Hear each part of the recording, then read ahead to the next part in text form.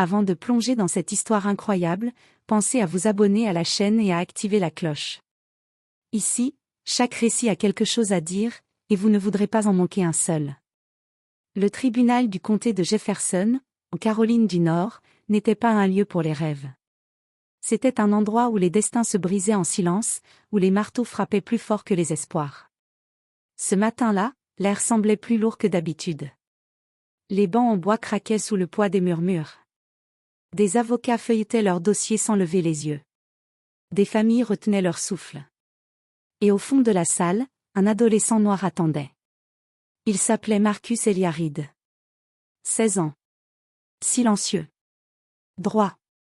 Ses poignets fins étaient posés devant lui, sans menottes, mais l'injustice avait déjà trouvé sa place dans la pièce. Il ne ressemblait pas à un prévenu dangereux. Pas de regard agressif. Pas de défi. Juste une chemise trop grande, des baskets usées, et un visage sérieux, presque adulte. Pourtant, dès qu'on le regardait, on savait. Ce garçon n'était pas censé être là. Sur l'estrade, le juge Harold Whitmore ajusta ses lunettes. 62 ans. 30 ans de carrière. Une réputation d'homme sévère, persuadé de tout avoir vu. Lorsqu'il posa les yeux sur Marcus, son expression changea imperceptiblement. Un soupir. Un haussement de sourcils. Puis un sourire discret, teinté de condescendance. Encore un gamin de quartier pauvre, pensa-t-il. Encore un jeune qui a cru être plus malin que le système? Le dossier indiquait. Accusation, intrusion illégale dans un centre de recherche technologique privé. Pour le juge, l'affaire était simple. Trop simple. Un adolescent noir, seul, sans avocat prestigieux, sans famille influente dans la salle. Le genre de dossier que l'on traite rapidement avant la pause déjeuner. Mais Marcus ne baissait pas les yeux. Il regardait droit devant lui. Pas le juge. Pas le public. Quelque chose de plus lointain. Comme s'il savait déjà que ce moment allait compter. La procureure Linda Carvey se pencha vers son micro. Votre honneur, l'accusé a été retrouvé à l'intérieur d'un laboratoire de haute sécurité, devant un système informatique protégé. Il n'avait aucune autorisation. Des murmures parcoururent la salle. Le juge esquissa un ricanement presque inaudible. Un hacker, dit-il d'un ton moqueur. À 16 ans? Il se pencha en avant. Marcus Reed, c'est bien ça? Marcus hocha la tête. Oui, votre honneur. Sa voix était posée. Claire. Étonnamment maîtrisée. Le juge sourit davantage. Laisse-moi deviner. Tu t'es perdu? Tu cherchais les toilettes? Quelques rires étouffés éclatèrent dans la salle. Marcus ne réagit pas. Il ne rougit pas. Il ne protesta pas. Il attendait. Le juge, convaincu d'avoir déjà gagné, tapa doucement son marteau. Très bien. Nous allons entendre ta version, même si je doute qu'elle soit. Il marqua une pause, le regard appuyé. Convaincante. À cet instant précis, personne dans cette salle ne savait encore une chose. Ce garçon était un génie. Un esprit hors norme. Et ce tribunal allait devenir le théâtre de la plus grande humiliation de la carrière du juge Whitmore. Marcus inspira lentement. Puis il ouvrit la bouche. Et le silence qui suivit allait tout changer. Marcus Reed s'avança d'un pas, seul au centre du tribunal. Tous les regards convergèrent vers lui. Certains étaient curieux. D'autres méprisants. Beaucoup déjà résignés. Le juge Harold Whitmore croisa les mains devant lui, le regard froid. Alors, Marcus Reed, commença-t-il d'un ton faussement patient. Explique-nous pourquoi un adolescent de 16 ans se retrouve dans un centre de recherche technologique réservé à des ingénieurs diplômés. Marcus prit une seconde. Il n'était pas nerveux. Il calculait ses mots. Je n'y suis pas entré pour voler, répondit-il calmement. Ni pour vandaliser quoi que ce soit. Un murmure parcourut la salle. Le juge esquissa un sourire ironique. Bien sûr. Et tu t'y es rendu pourquoi, alors? Par curiosité? Il pencha légèrement la tête. Ou parce que tu as vu ça dans un film? Quelques rires étouffés retentirent à nouveau. La procureure Linda Carvey intervint, dossier à la main. Votre honneur, les caméras de surveillance montrent l'accusé contournant 3 niveaux de sécurité numérique en moins de 2 minutes. Le juge leva les sourcils, amusé. 3 niveaux? Il regarda Marcus. Tu es rapide, pour quelqu'un qui, selon ton dossier scolaire. Il feuilleta les pages lentement. N'a fréquenté qu'un lycée public sous-financé. La phrase tomba comme une gifle. Marcus serra légèrement les mâchoires, mais sa voix resta stable. Avec tout le respect, votre honneur, mon école ne définit pas mes capacités. Cette fois, le rire fut plus franc. Le juge tapa doucement le marteau. Du respect? Le respect, ça se mérite. Il se tourna vers la salle. Nous voyons souvent ce genre de cas. Des jeunes qui se croient plus intelligents que le système. Qui pensent pouvoir jouer avec des choses qui les dépassent. Il se pencha vers Marcus. Dis-moi, Marcus. Sais-tu seulement ce que ce laboratoire fait réellement? Marcus répondit sans hésiter. Oui, votre honneur. Il développe des algorithmes de compression quantique pour la cybersécurité militaire. Le silence fut immédiat. Même la procureure releva la tête. Le juge cligna des yeux, surpris, mais pas convaincu. Un joli discours appris sur Internet, répliqua-t-il sèchement. Tu t'attends à ce que nous croyions qu'un adolescent de ton âge comprend ce genre de choses? Marcus inspira. Je ne demande pas que vous me croyiez. Je demande que vous vérifiez. Un murmure choqué parcourut la salle. Le juge se redressa, piqué dans son orgueil. Vérifier quoi, exactement? Marcus leva les yeux, pour la première fois, droit vers le juge. Que le système que j'ai contourné contenait une faille critique. Une faille que j'ai corrigée avant que quelqu'un de mal intentionné ne l'exploite. La procureure intervint vivement. Votre honneur, l'accusé n'est pas un expert reconnu. Marcus la coupa, sans élever la voix. Si je me trompe, alors je mérite la sanction maximale. Mais si j'ai raison. Il marqua une pause. Alors ce tribunal jugera un garçon qui a protégé un système que même ses créateurs n'ont pas sécurisé correctement. Le juge Whitmore resta figé. La salle entière retenait son souffle. Pour la première fois depuis le début de l'audience, l'assurance du juge vacilla. Mais son orgueil reprit vite le dessus. Assez. Il frappa le marteau plus fort. Ce tribunal ne va pas se transformer en concours de science-fiction. Il fixa Marcus. Tu es ici parce que tu as franchi une ligne. Et aujourd'hui, tu vas apprendre ce que cela signifie. Marcus baissa légèrement la tête. Mais ce n'était pas un geste de soumission. C'était la certitude silencieuse de quelqu'un qui sait que la vérité va bientôt éclater. Car dans les couloirs du tribunal, sans que personne ne le sache encore, un homme en costume sombre venait d'arriver. Et il avait demandé un nom précis. Marcus Reed. Le juge Harold Whitmore venait de frapper son marteau quand la porte du tribunal s'ouvrit brusquement. Un bruit sec. Inhabituel. Presque déplacé dans ce lieu sacré du silence. Tous les regards se tournèrent.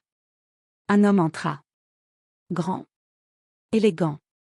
Costume sombre parfaitement ajusté. Son badge accroché à la veste attira immédiatement l'attention. Docteur Jonathan Keller. Directeur scientifique du National Advanced System Institute. La procureure Linda Carvey se leva aussitôt, surprise. Docteur Keller? Votre présence n'était pas prévue. Je sais, répondit-il calmement. Mais ce qui va se passer ici ne pouvait pas attendre. Le juge fronça les sourcils. Monsieur, ce tribunal est en session. À quel titre intervenez-vous? Keller s'approcha lentement.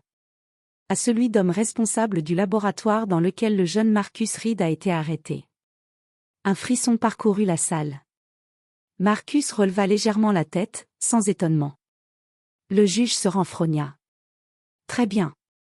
Vous confirmez donc l'intrusion illégale? Je confirme l'intrusion, répondit Keller.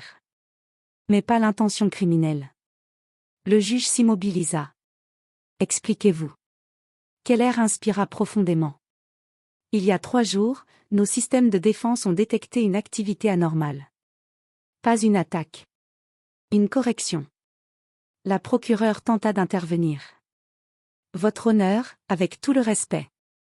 Laissez-le parler, coupa le juge, visiblement intrigué. Keller se tourna vers l'écran de projection du tribunal. Nous pensions à un bug interne.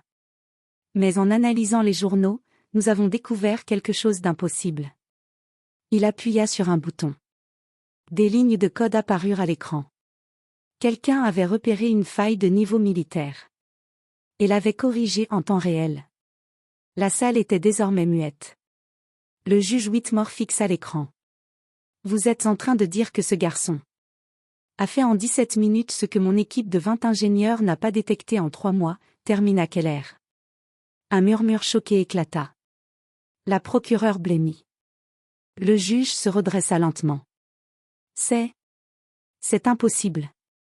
Keller esquissa un sourire grave. C'est pourtant vérifiable. Et c'est pour cela que je suis ici. Il se tourna vers Marcus. Sais-tu ce qui serait arrivé si tu n'étais pas intervenu? Marcus répondit calmement. Une fuite de données. Des systèmes de défense exposés. Et probablement une cyberattaque étrangère dans les semaines suivantes. Le juge sentit sa gorge se nouer. Comment un adolescent peut-il comprendre cela? Marcus leva les yeux.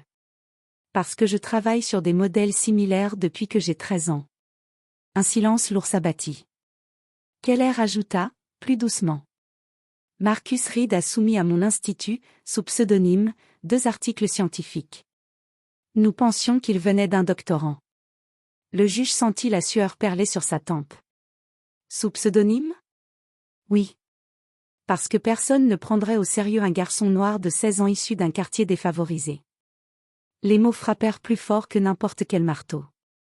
Le juge Whitmore évita le regard de Marcus. Pour la première fois, l'homme qui avait passé sa carrière à juger les autres se rendit compte qu'il avait jugé trop vite. Mais le pire restait à venir. Keller sortit un dernier document. Votre honneur? Marcus Reed n'est pas seulement un génie. Il est déjà consulté, officieusement, par des agences fédérales. Le tribunal bascula. Et le juge comprit, trop tard, qu'il se tenait du mauvais côté de l'histoire. Le silence dans la salle d'audience n'était plus le même. Ce n'était plus un silence de mépris. Mais un silence de honte. Le juge Harold Whitmore restait immobile, les mains crispées sur le bois de son bureau. Les mots du docteur Keller résonnaient encore dans son esprit. Un génie. Consulté par des agences fédérales. 16 ans. Il leva lentement les yeux vers Marcus. Et pour la première fois, il ne vit plus un adolescent en faute. Il vit un esprit qu'il n'avait pas compris. Un être humain qu'il avait réduit. Marcus Reed, dit-il d'une voix plus basse. Pourquoi ne pas l'avoir dit plus tôt? La question tomba mal. Marcus inspira profondément. Parce que cela n'aurait rien changé, répondit-il. Vous aviez déjà décidé qui j'étais. La salle frissonna. Le juge déglutit. Tu penses que je t'ai jugé à cause de ta couleur de peau? Marcus ne répondit pas immédiatement. Il balaya la salle du regard. Les avocats. Les spectateurs. Les policiers. Puis il parla. Je pense que vous m'avez jugé à cause de ce que vous pensiez possible pour quelqu'un comme moi. Les mots frappèrent juste. Trop juste. La procureure Linda Carvey baissa les yeux. Même les greffiers semblaient mal à l'aise. Le juge s'enfonça légèrement dans son siège. Raconte-nous, dit-il enfin. Comment tu en es arrivé là? Marcus hésita un instant. Puis il parla. Mon père est mort quand j'avais 9 ans. Il était technicien réseau. C'est lui qui m'a appris à démonter un ordinateur avant même que je sache faire des divisions. Un léger sourire passa sur son visage. Après sa mort, ma mère travaillait de nuit. Je restais seule. Les ordinateurs étaient devenus. Il marqua une pause. Mon refuge. Le juge écoutait. Vraiment. J'ai appris seul. Forum. Manuel. Article scientifique piraté parce que je n'y avais pas accès légalement. Je ne voulais pas tricher. Je voulais comprendre. Keller hocha lentement la tête. À 14 ans, continua Marcus. J'ai signalé une faille à une entreprise. Ils ont appelé la police. Un murmure indigné parcourut la salle. Ce jour-là, dit Marcus, la voix plus grave. J'ai compris que mon intelligence me rendait suspect, pas exceptionnel. Le juge ferma brièvement les yeux. Le miroir venait de se briser. Alors pourquoi être entré dans ce laboratoire, demanda-t-il doucement. Parce que cette fois, la faille était trop grave pour rester silencieux. Des gens auraient pu mourir. Un silence lourd suivit. Le juge inspira profondément. Marcus. Je t'ai manqué de respect. Ces mots, personne ne les avait jamais entendus sortir de la bouche de Harold Whitmore. Et pas seulement aujourd'hui. Il se leva lentement. Toute la salle retint son souffle. J'ai passé ma carrière à croire que l'expérience me donnait raison. Mais aujourd'hui... Il regarda Marcus droit dans les yeux. C'est toi qui m'as donné une leçon. Marcus resta silencieux. Ce n'était pas la vengeance qu'il cherchait. C'était la reconnaissance. Mais le juge n'en avait pas fini.